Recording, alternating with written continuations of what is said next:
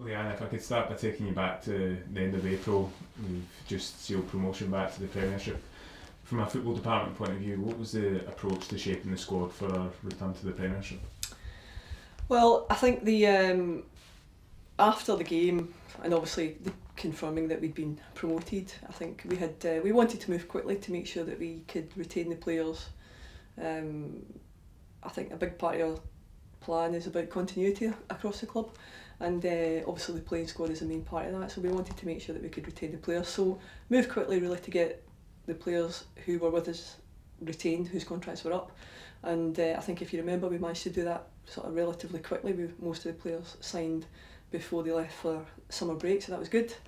And then you're moving on to the next bit of the planning, which is about kind of starting to try and bring the targets in, so the player ID part of the recruitment role.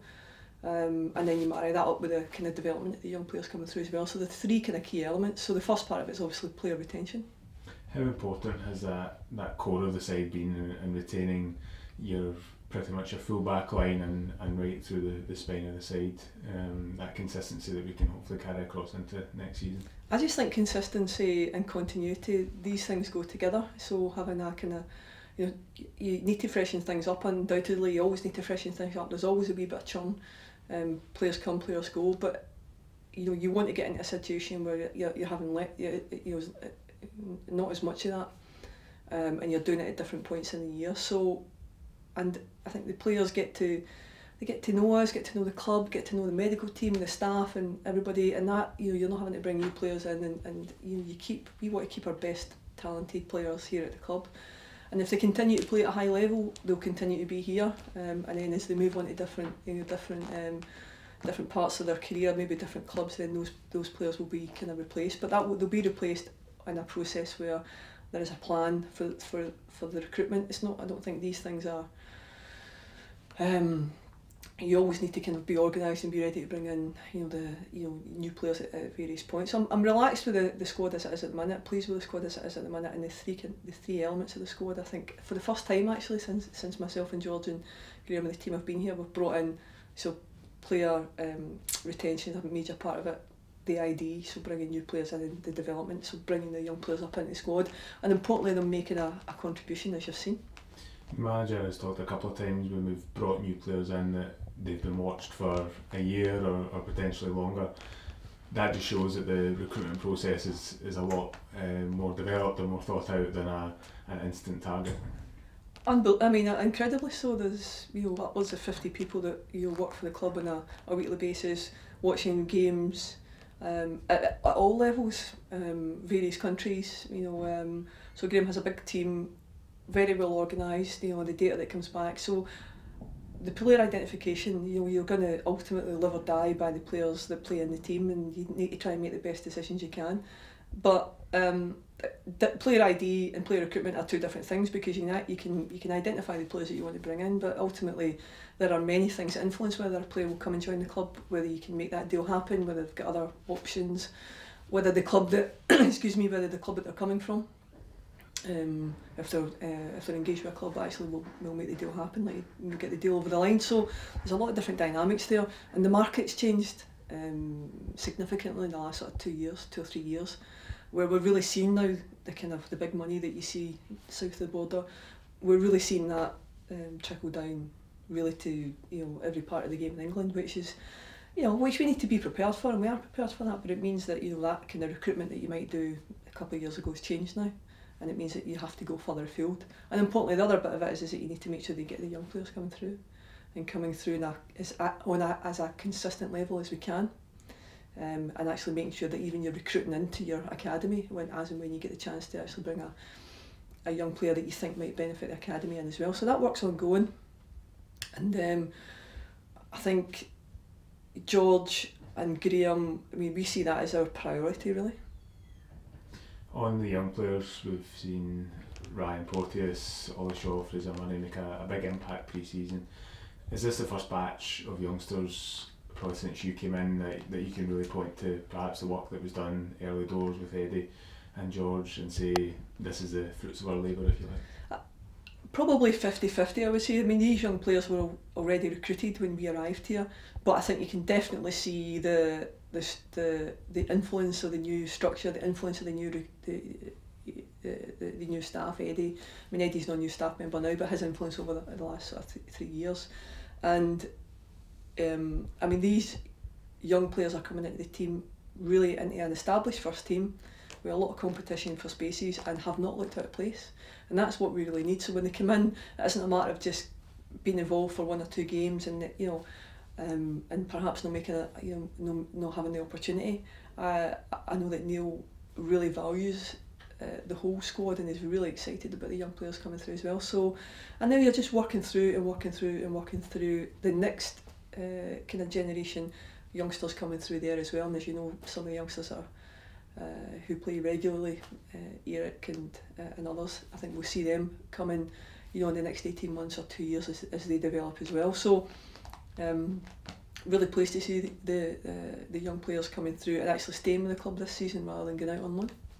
Having some experienced professionals in the squad, the likes of Stephen Whittaker coming in, Effie Ambrose with great experience, can you see young players such as Ryan Porteous really developing under a role model like Stephen? Yeah, and they act a wee bit like mentors for the young players as well. Great professionals. We've got so many great professionals at the club. That's the first thing to say. And those they themselves as players take full advantage of the structure that we have here. And as they do that, then the young players see that happening as well. But it's all about the choices that the young players make. So they may have to make good, positive choices, and really a lot of that is down to them. And they just have to look at the professionals that you mentioned and look to them and sort of see the way that they conduct themselves, the lives that they lead, how dedicated they are. And I don't think the environment at the Hibernian Training Centre is second to none. It's an environment where you can really see the growth of a young elite athlete, if you like, and that's what these guys are. They're footballers, but they're also elite athletes, and every resource is put towards trying to develop them and make them as good as they can be. But some of that is about personal choice and the things that they choose to do, but they're making good choices and we're helping them make good choices. Supporters are perhaps less familiar with some of the investment or the priority that goes into the sports science side of things. Can you maybe just talk us through the setup that's at the training centre? Yeah, I mean, I think about 2 years ago somebody said to me, we've got more coaches and backroom staff than we have players, but these are professional people who work within a structure, who do everything they possibly can to support the coaching team in order to deliver and support the players in the best way they possibly can. So whether that's sports science, whether it's food, nutrition, strength conditioning, or the medical side of things, everything that comes together. And there are a number of key departments and key people who work really together as a group to make sure that every part of the player's journey, every part of the player's life here at the club is looked after, to prevent soft tissue injuries, to make sure that if they get an injury that they're coming back as quickly as they can, to make them as strong as they can, as powerful as they can, as quick as they can. And that has to dribble right down from the first team right down to the academy. And we've been investing heavily in the academy for the last 3 years, all the way through relegation and the years in the championship. That investment has maintained, and this year we've decided that actually we're going to go again and we're going to invest even more. So there's a significant investment, really significant investment has been made this season to bring coaches into a full-time basis, to bring strength and conditioning, sports analysis, and all of the different assets that we have for first team and 20, bring that right down into the academy. And that's really just about, it's about us being in control of our own destiny. It's the only way that we can forge our own way ahead, other than performing well on the pitch and the upturn you see in income in that regard. So extra money coming in through competition, extra money coming in through where you finish in the competitions, extra money coming in through season tickets. The other dynamic there is to bring your own young talented footballers through, and they come into the first team, and then over time we shouldn't be frightened to say that we buy, sell, trade players, because that is a key part of a successful club, and we need to create our own young talent to eventually come through the football club and eventually buy, sell and trade. And the only way you can do that is if you give them the best environment, the best opportunity, the best life skills, and to do that you have to make sure that they have the best people. And I really think that we have some of the best people working at our club who are working in football and working in sport and anywhere in the UK, and we've worked hard to recruit them, and we're working hard to retain them as well, because we can see the difference. We can see players can have all the kind of skill in the world and all the desire in the world, but they also need to make sure that they've got that kind of support that sits in the background, makes them faster, makes them stronger, and that's what George and the guys just focus on, really. You're asking the wrong person. You should be asking George these questions, but not because I can't answer them, but because he's able to give you the more kind of daily, up-to-date element of it. So that's touched a lot on the kind of long-term plan. Short-term, there's obviously a lot of excitement in getting back to the Premiership and a level that we've been aspiring to get to. What's your expectations going into the season? In a way, you kind of reset yourself and say, the work that we've done has put us in a great position, but we need to take the next step and the next step forward. I don't really look at it for this season. It's not like I kind of say, this is where we need to be in this month and this is where we need to be at the end. For me, it's about the direction that the club is going and the trajectory that we're taking, and that is about, I want us to get away from this idea that it's all boom, boom, boom, because actually if you do that, it's bust at some point, and that just not acceptable, that can't work for us. So it's about taking those incremental steps, being prepared to be in the Premier League where we are now, being prepared to feel that we can be competitive on the pitch, more competitive than move that forward. And I don't want to say that we're going to do X, Y or Z this year, but we definitely have ambition, for the season. But more importantly, we've got ambition and direction for the season after that and the season after that. And it's this kind of developing club philosophy, which basically says, where do we want us to be as a club? For me, it's regularly competing in Europe, and once you get to that stage, and what does that mean? Well, it means finishing high up the league, and it means that or doing well in a different competition, and it also means that when we get to that point, we want to be competing in Europe. So when we play a game, have real confidence that we can go through, have real confidence that we can win that match. And then the other elements are, continue this investment in the academy to bring through young players, as I said earlier, to buy, sell, trade, and play attractive football, and all of these things. I think, we're growing this kind of bigger club philosophy, and I think if we focus only on the next 3 months, the next 6 months, the next year, I think we can end up become a bit kind of tunnel vision and just look at one thing when we should be thinking about the bigger and longer period. I'm really excited about this year. I think this year is, for supporters being back in the Premier League, I think we've got a fantastic squad of players. We've got a great management and coaching team, and everything is really there for us to take advantage of. But we're moving into a different league. We're moving into a different level of competition, and it'll be interesting early doors to see how we adjust to that. And we're under no illusions it's going to be hard, but we're excited about it.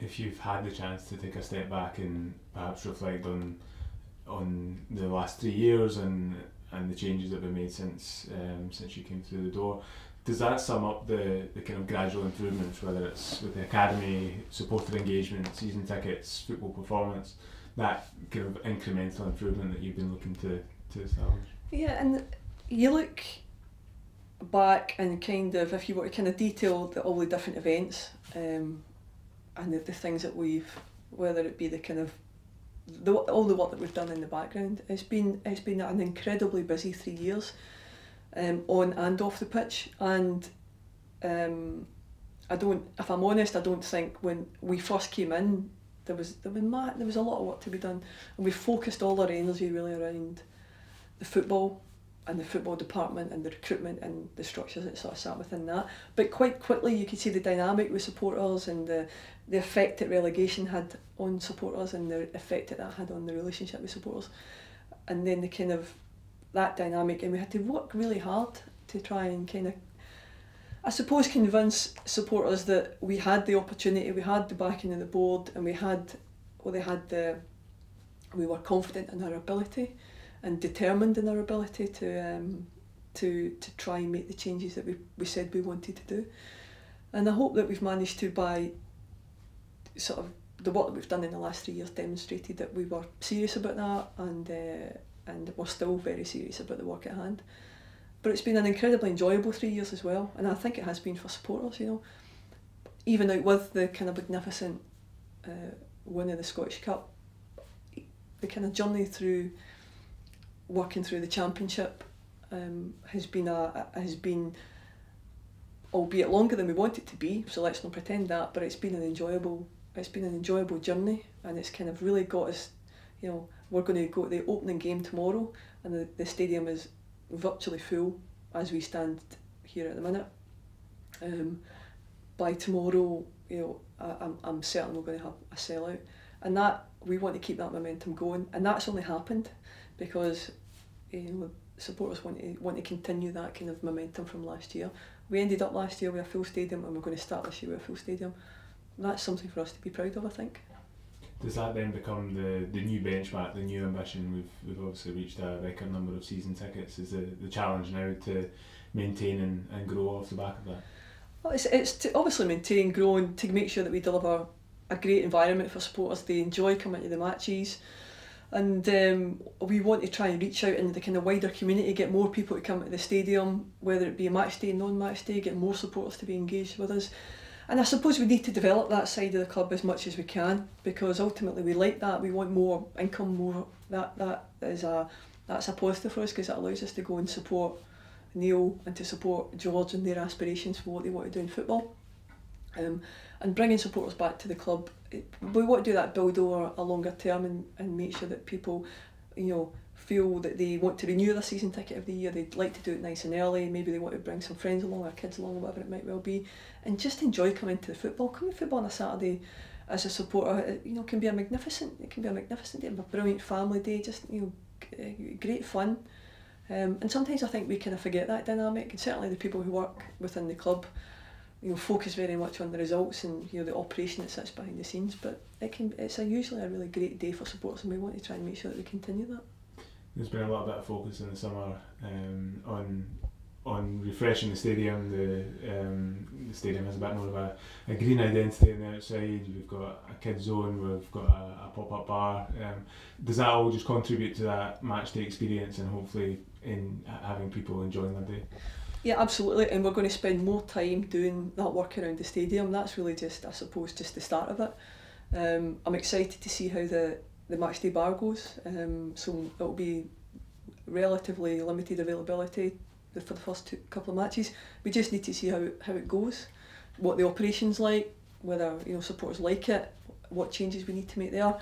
I'm quite excited about that dynamic, actually. It's something different, something new, and we can definitely see that grow, and maybe perhaps how people might, you know, have different food opportunities, different opportunities to socialise, you know, and I think that's how, if you look at society in general, that type of engagement, that type of kind of social life, that kind of night out is very popular at the minute. And equally the kids zone, really about adding a bit of depth to a match day for young supporters. And again, albeit it might be in an environment which is relatively small, it's about 120, 130, but it's really just to see how that works. And we need to remember, you know, where the stadium is, we're landlocked here, we don't have a lot of space, so we need to use the space that we've got as well as we can. And this idea of just identity around, so we want to make sure that when supporters come back to the stadium this year, they see something visibly different. So, you know, we're working hard on making sure that we upgrade the facilities, you know, things look as fresh as they can look. You know, we haven't completed it yet, but the dugouts are due to get a refurb. We've done some work in the tunnel. We've done a lot of work in the changing rooms for the players, etc. So we're doing a lot of work around the stadium, really, just to kind of step the you know, to take the level up, to step it up. And we've maybe not concentrated enough in that area in the last couple of years, and I think supporters understand why. But we want to come back to that now and revisit that. So that the stadium looks and feels really like Hibernian's home. The other element of supporter engagement has been supporter representation.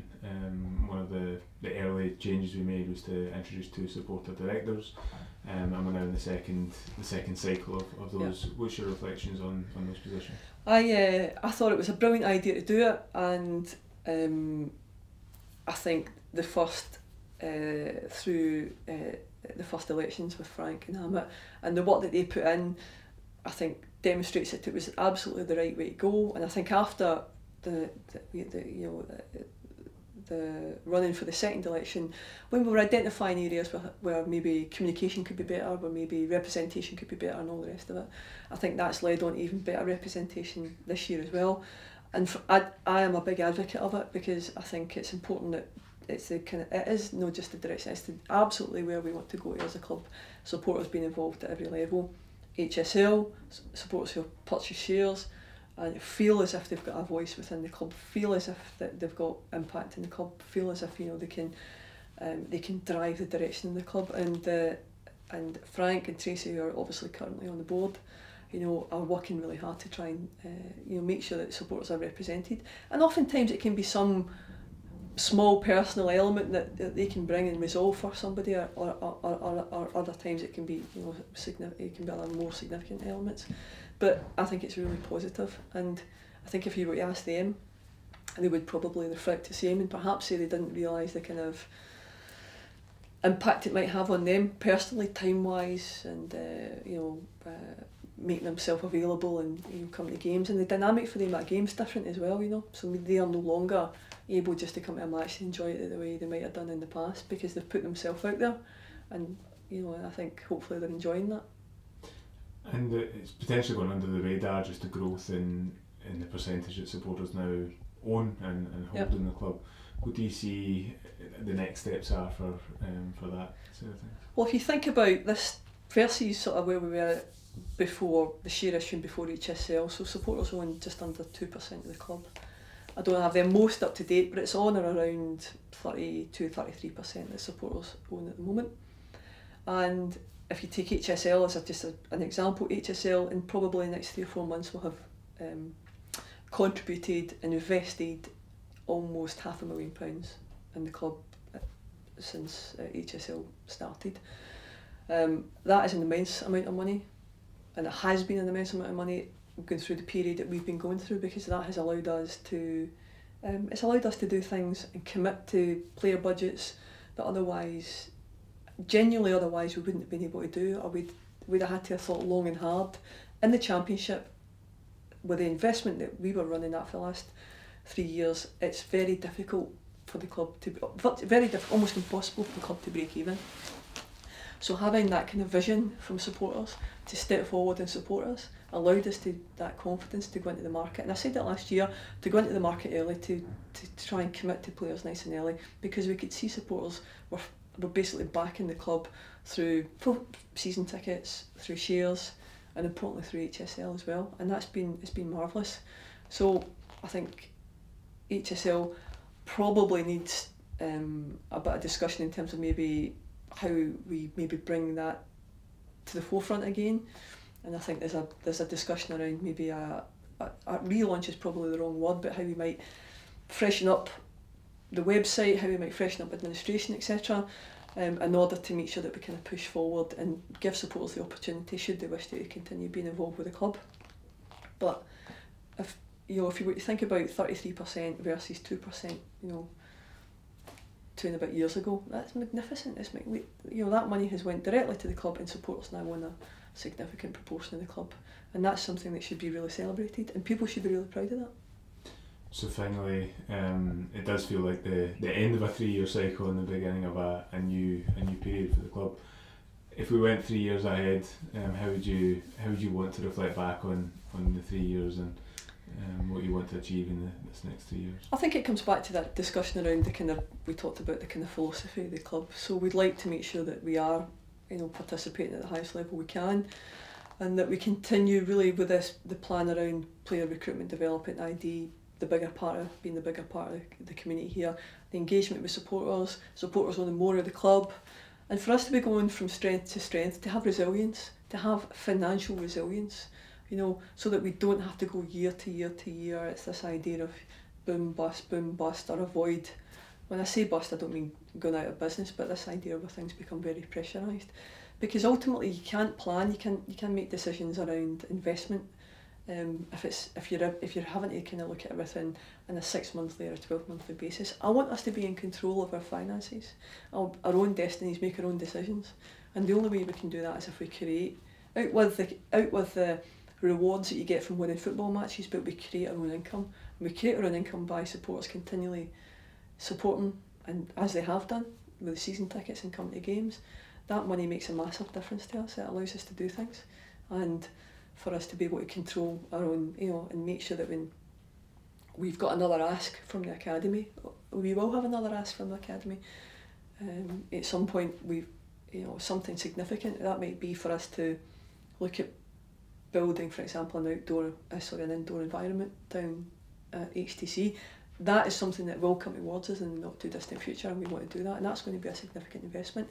I want to be able to say, right, okay, we planned for this, the club can afford to do this, we see the benefit of it, and for that environment to be ours, to be owned by the club, for us to be able to utilise it as and when we want, and for that really to add the strength and depth. That I think that's probably the last piece from a asset perspective that actually the club really needs to focus on. And that's a big piece of work that we need to get kind of off the ground and completed in the next couple of years. So a few things.